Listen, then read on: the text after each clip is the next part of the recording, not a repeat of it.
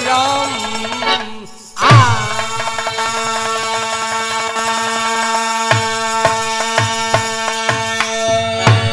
अच्छा बाबूजी, एक विरहा का प्रस्तुति हम करने जा रहे हैं उमेश शर्मा व पार्टी के साथ में। हम की आशा ना विश्वास बा कि गीत आप लोग के जरूर पसंद आई।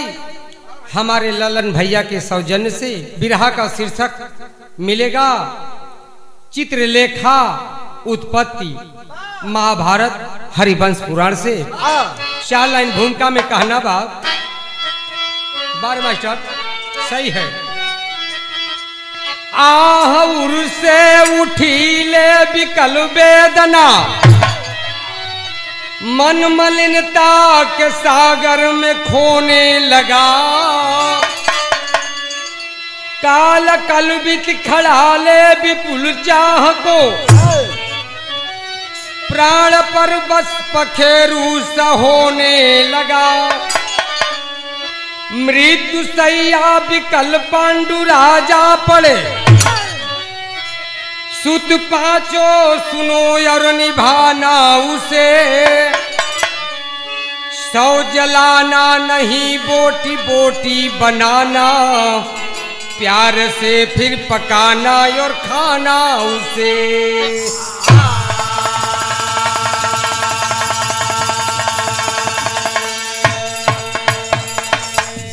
वाह ए भैया, एक लाइन गजल का टुकड़ा बा। कैसे? वाह बार मास्टर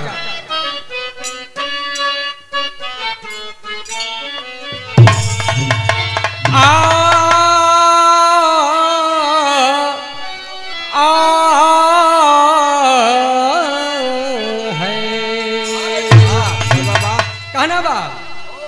हर निगाहें जो अपनी, हर निगाहें जो अपनी चुराने लगे हैं।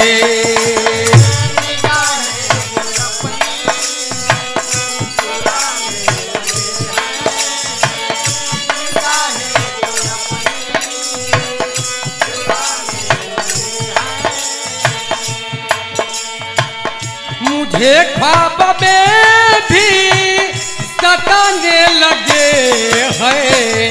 निगाहें जो अपनी चुराने लगे हैं।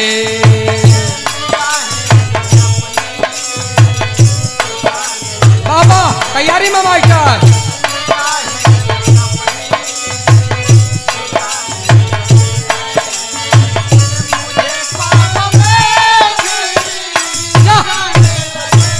भैया क्या बात है। आजा भाव स्थल पर गौर करेंगे। कवि जी को लिखना पड़ा कैसे? हर बादल गमों का उमड़ने लगा है।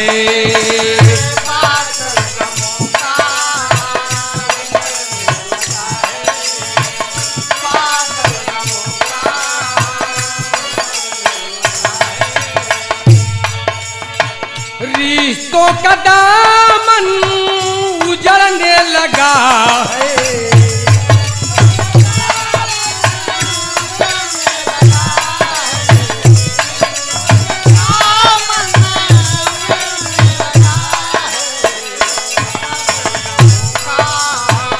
उमड़ने लगा है बादल गमों का, उमड़ने लगा है।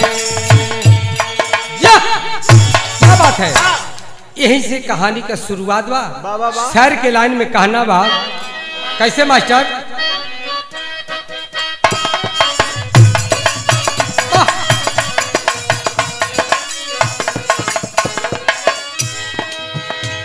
सिंदूर बिना नारी का अरमान टूटता, सिंदूर बिना नारी का अरमान टूटता। मरुस्थल की जिंदगी में जग जहान घूटता।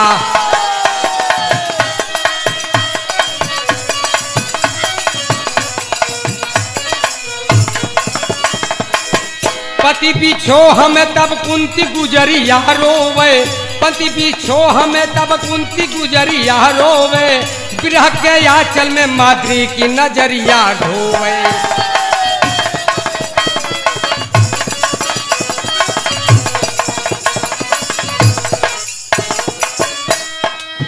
पांचों भाई का तब विपत से बुरा हाल हुआ, पांचों भाई का तब विपत से बुरा हाल हुआ, सजाए बाबूजी के लाश का तब ख्याल हुआ।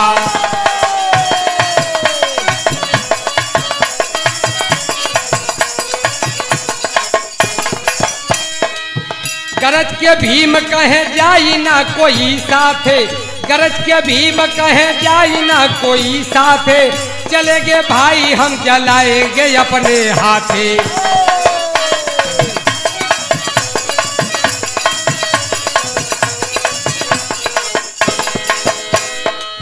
कंधा लगाए लाश जमुना तीर लाए हैं, कंधा लगाए लाश जमुना तीर लाए हैं, पिता के लाश को बोटी बोटी बनाए हैं।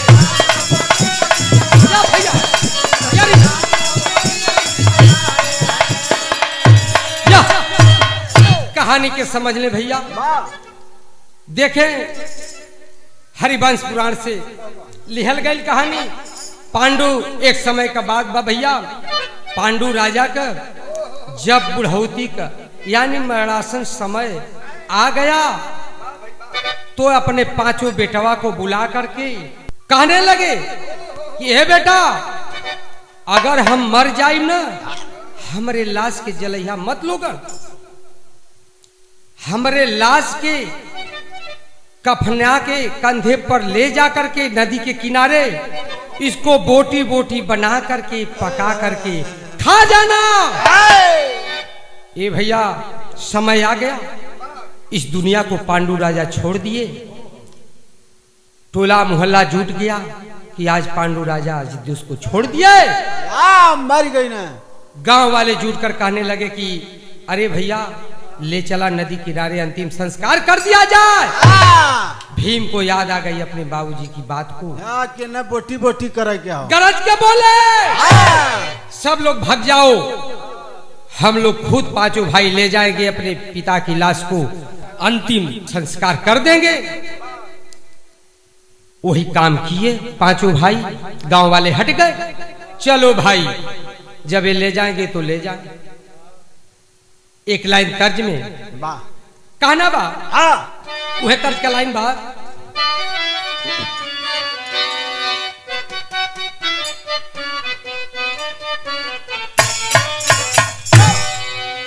अरे अचरा में दागी लागे लागे कौनो लंछना, मति जब देशवा कमाए बोध सजना। आज पांचों भाई नदी के किनारे पर ले जाते हैं, कैसे? अरे आशा पूजाइब करब बाबूजी के कहना, अरे आशा पूजाइब करब बाबूजी के कहना, मांस के पकावे भीम देई के अदहना। भैया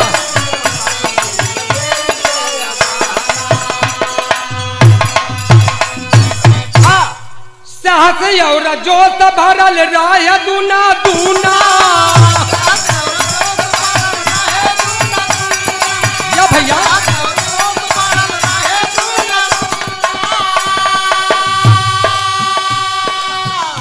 हरे खाले सहदेव दिहल थोड़ी सा नमूना।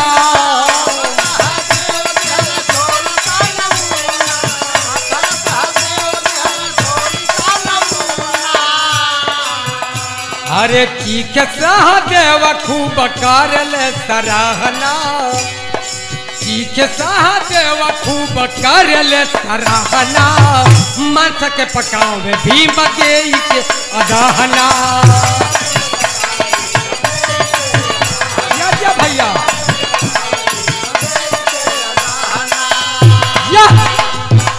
ये भैया पांचों भाई नदी के किनारे ले जा करके बोटी बोटी काट करके पकाना शुरू कर दिया है। उस मांस को पकाने वाले भंडारी भीम जी पका रहे हैं। मांस जब पक करके आधा हुआ तो अपने छोटे भाई सहदेव जी को भीम जी कहने लगे कि भैया थोड़ा सा नमक देखो कैसा है मांस पका हुआ कि और पकाया जाए। सहदेव जी चीखने लगे, भीम जी से कहने लगे कि भैया आज तक हम लोग ऐसा मांस जीवन में खाया नहीं। तब एक लाइन तर्ज में कहे के पड़ा,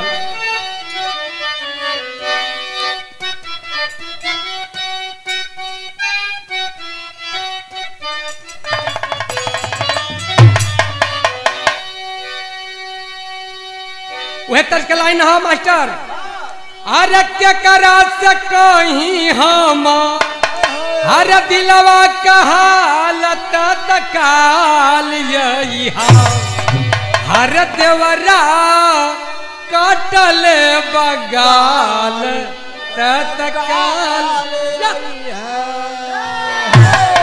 ये भैया इधर भीम नकुल सहदेव युधिष्ठिर सब पका रहे हैं लोग मांस को, उधर देवता में खलबली मच गई।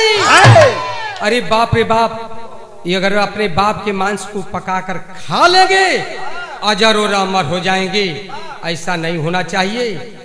उस समय के दूर संचार नारद मुनि थे, नारद जी को संकेत सब देवता मिलकर किए। नारद जी कैसे क्या करते हैं,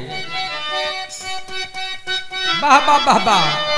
अरे सोच सब देवता जब, अरे सोच सब देवता सब खैया पांच मांस हो विनाश करी है। सोच सब देवता जब खैया पांच मांस हो विनाश करी है। सोच सब देवता जब खैया मांस हो विनाश करी है। काल के हताश हो भी नाश करी है, करी है।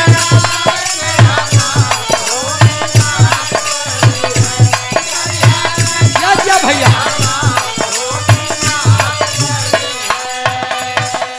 बजावत बीड़ा तबले अइले नारद ज्ञानी।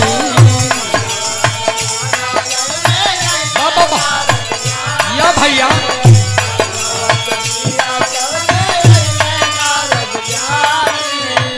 सुधा में गरल को मिलावे मनमानी।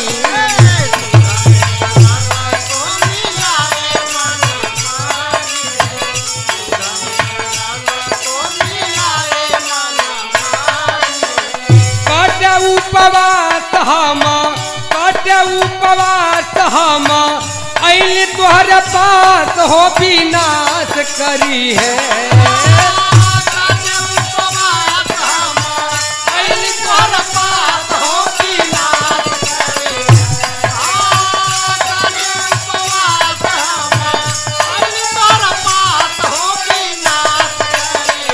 हरे करी है काल के हताश हो भी नाश करी है, करी है काल के हताश हो भी नाश करी है।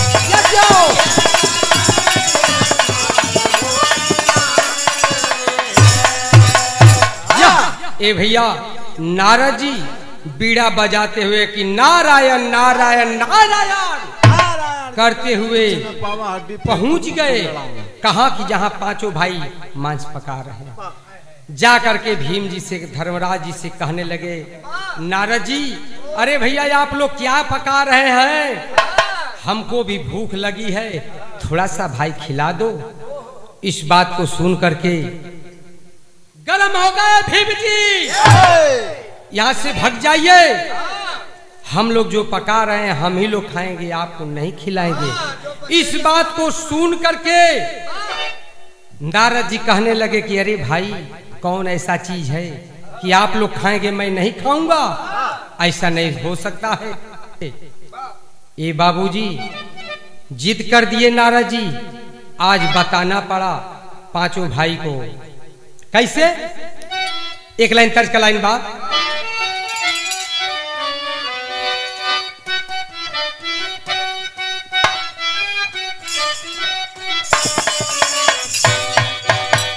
मास्टर यह गीत का लाइन बा। अरे सजिया कयबू की भोरा में अईबू सजिया क्या बात है।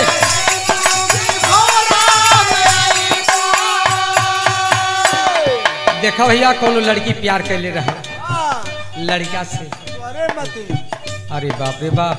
ठीक है भैया का भाई हर सजिया कयबू की भोला में अईबू सजिया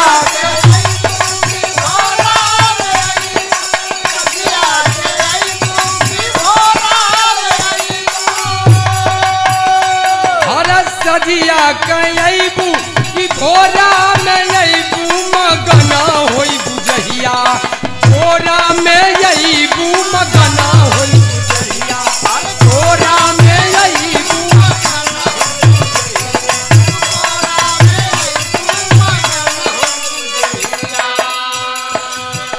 किन भाव स्थल पर गौर करेंगे। आज नारद जी जिद कर दी है खाने के लिए। कैसे हर भूखिया सतावे बचाऊ जान के बचैबा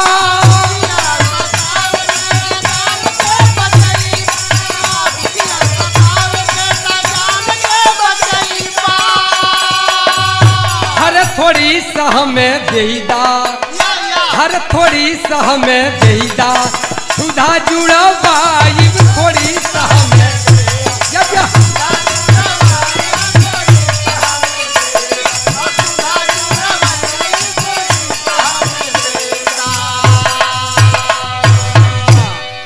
सुन के बचन भीम गए गरमाई सुनिला मुनि धर्मराज समुझाई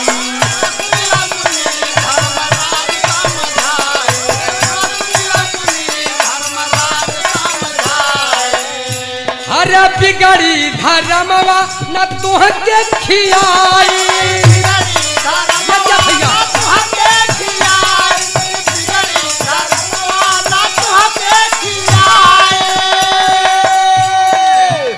हर बिगड़ी धर्मवा न तुहके खियाई थोड़ी सह में देईदा सुधा जुड़वाई थोड़ी सह में सुधा जुड़वाई थोड़ी सह में देईदा।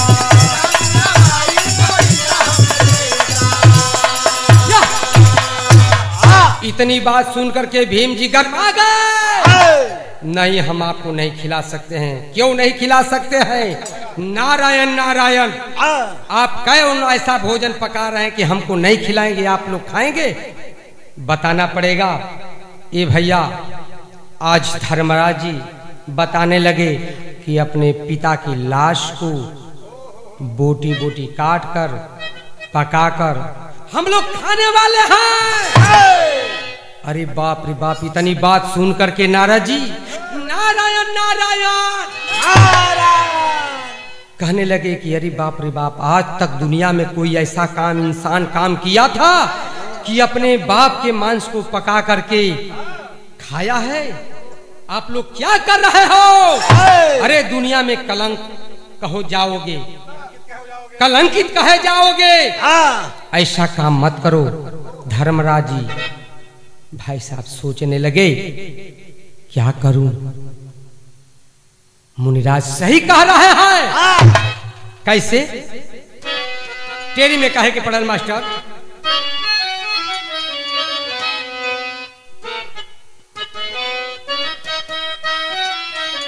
क्या बात है, सही है। अरे मोरे राम साहिल पे सागर धोखा खा गया। अरे मोरे राम साहिल पे सागर धोखा हो, साहिल पे सागर धोखा खा गया। धर्म इंसाफ ने आकर मानवता को धोखा, अरे हो धोखा।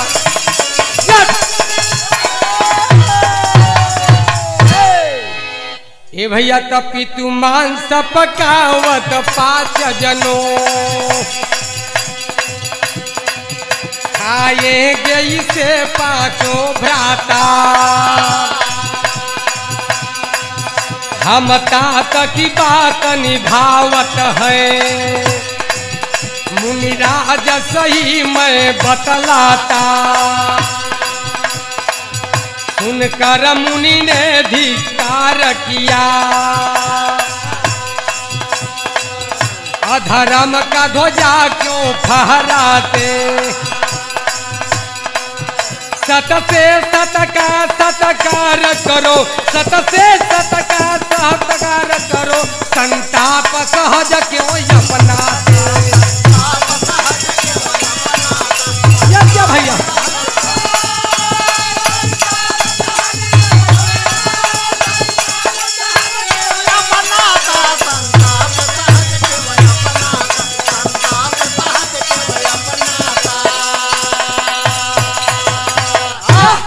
ए बाबूजी देखें, नारद जी की बात में पांचों भाई आ गए कि सही बात है, अगर हम लोग खाएंगे तो कलंक लग जाएगा, हम लोग इस दुनिया में कलंकित बन जाएंगे। लेकिन ठीक है मुनिराज, बताइए हम लोग क्या करें।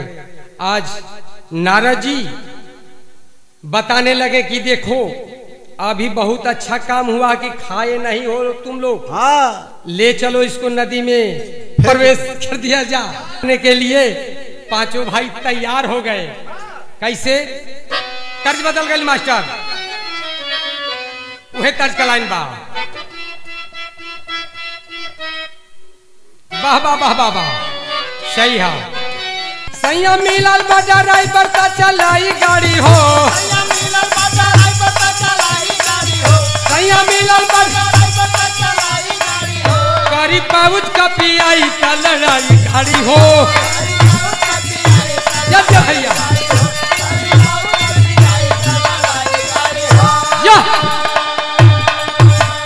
इसी भाव में देखे पांचों भाई उस मांस को लेकर के नदी के धारे में चल दिए। कैसे? धर्मराज सुने मन में हराई गईले हो,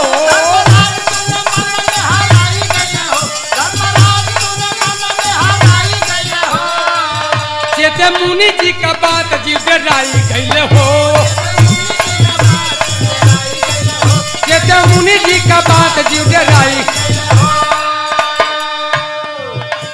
सुना चारों भाई अपने मूल के बचावा,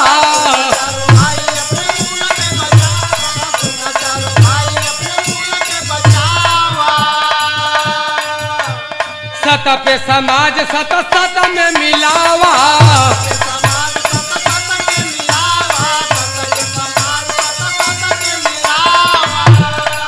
मनसा बाबूजी का अपना कहाई गईले हो, भैया मनसा बाबूजी का अपना कहाई गईले हो, जैसे मुनि जी का बात जीव डराई गईले हो, जैसे मुनि जी का या भैया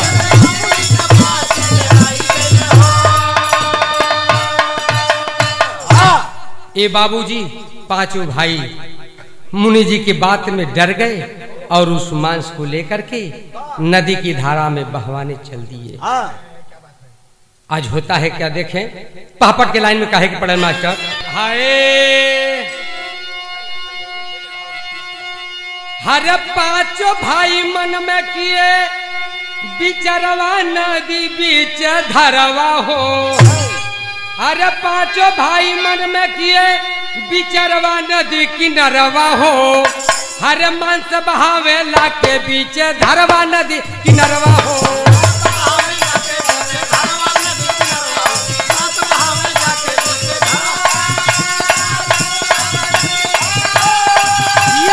भैया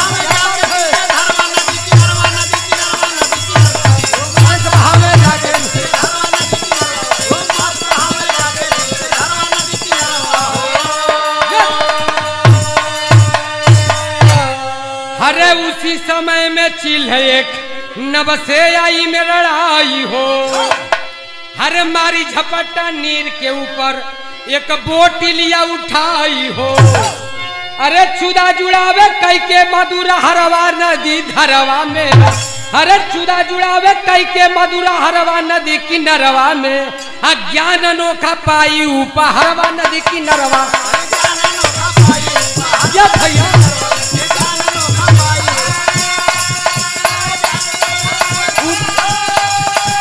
ज्ञान अनोखा पाई उपहारवा नदी किनारवा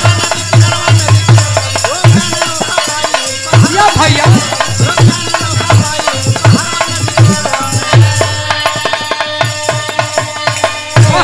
लेकिन वह मांस का टुकड़ा पानी के ऊपर बहते जा रहा है। उस समय एक चील आई और उस पानी के ऊपर से बोटी को उठा करके एक डाल पर ले जा करके वो अपना छुधा जुड़ा लिया। बाबूजी छुधा ही नहीं जुड़ा, उसको 6 महीना आगे 6 महीना पीछे भेद मालूम हो गया उस चील को। तब आगे क्या हुआ आला के भाव में कहना बा,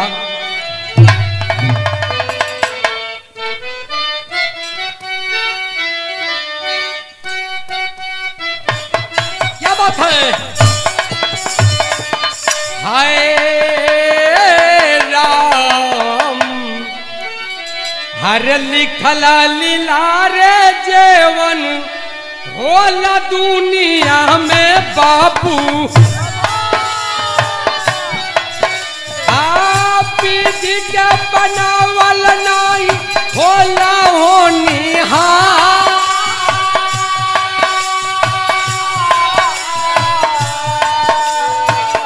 मसीहा पकावत भाप लाग जा बदहिया बाबू।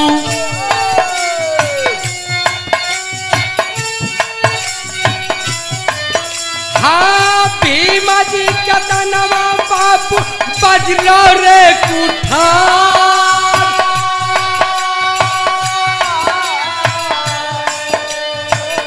सिखल सहदेवा जेवन बाबूजी कमसिया भैया।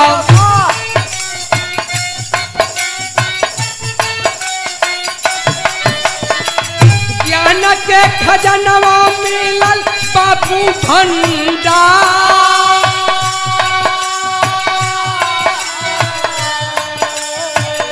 6 महीना आगे पीछे भेदवा के जहना बाबू।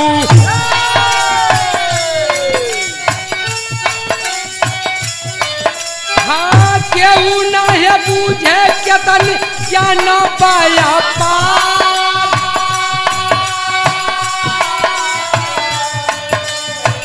मनवा मलिना पाजो भाई आइल घरवा बाबू। हाँ बाबू के बतावल बात दियाली हो पिता।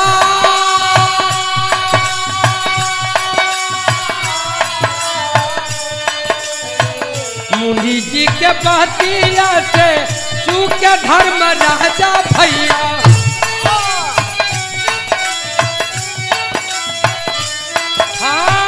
बाबू के बतावल बाता दिहली हो पिता।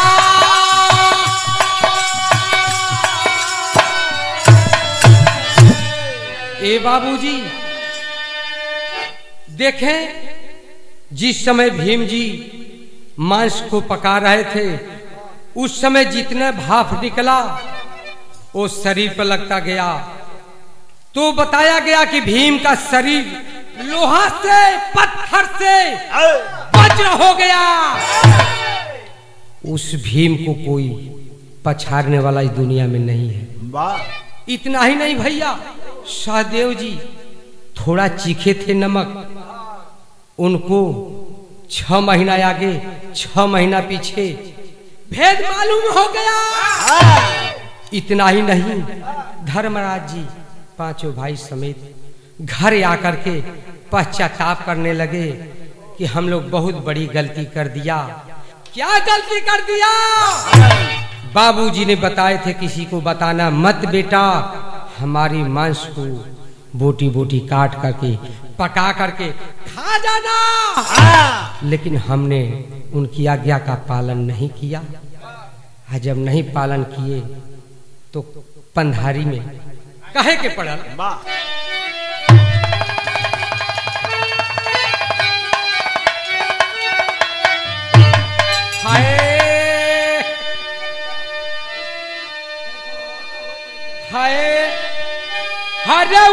चिल जब द्वापर में तन को त्यागी,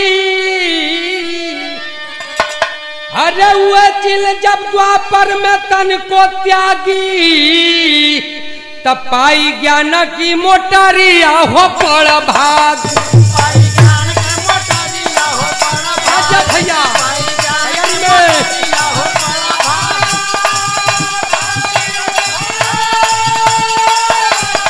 भैया दिया क्या भागी हो रामा बड़ा भागी, भाई ज्ञान का मोटरिया हो बड़ा भागी, भाई ज्ञान का मोटरिया हो बड़ा भागी। बसी नगर श्रोणितपुर थीरा बाणासुर की राजधानी,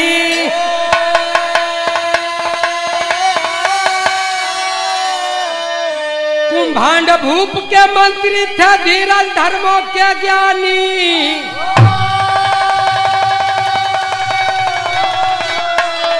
हरे तो उषा राजा की छोकरिया हो बड़ भागी। ए बाबूजी वही चिल द्वापर युग में जब अपना तन को इस चोला को छोड़ के चली गई, तो वही जो है सोनितपुर में बाणासुर की जो राजधानी बोली जाती है, एक कुम्हार के घर लड़की पैदा होती है, एक कुम्हार के घर। इतना ही नहीं, उसका नाम जो है चित्रलेखा पड़ा। और उसी नगर के राजा जो थे, ये उनकी भी लड़की थी जिसका नाम उषा बताया गया। लेकिन भैल का हरे चित्रलेखा वह चिल्ह बनी मंत्री की सुता सुकुमारी।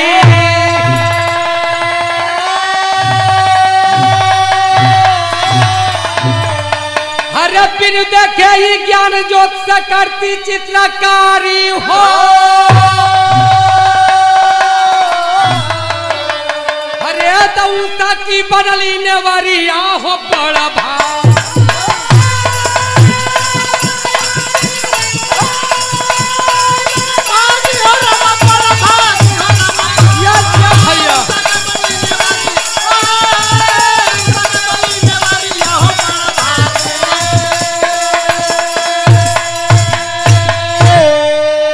बाबूजी प्रमाण मिलता है कि उस राजा की लड़की और वो कुम्हार की लड़की चित्रलेखा और उषा दोनों जब कॉलेज में जाती थी पढ़ने के लिए, तो भाई साहब उसको तो ज्ञान था 6 महीना आगे और 6 महीना पीछे का।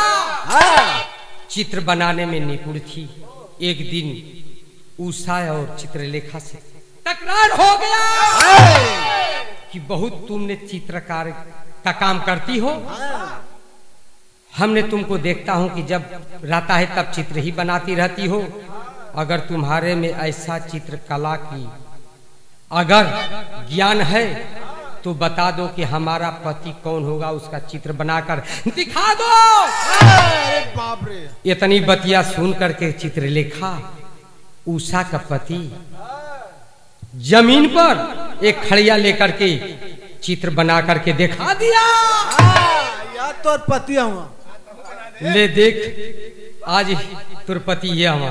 पति के रहल खड़ी के लाइन में कहे के पड़ल, आखिरी लाइन में हाय अरे गुरु गणेश अनिरुद्ध जो उषा का मिलन कराई।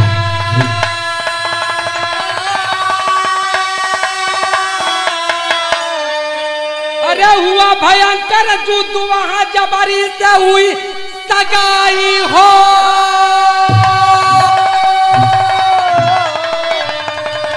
अरे मोरे राम साहिल पे सागर धोखा खा गया। लिखते पुनवासी अद्भुत गाना अनोखा, साहिल पे सागर धोखा खा।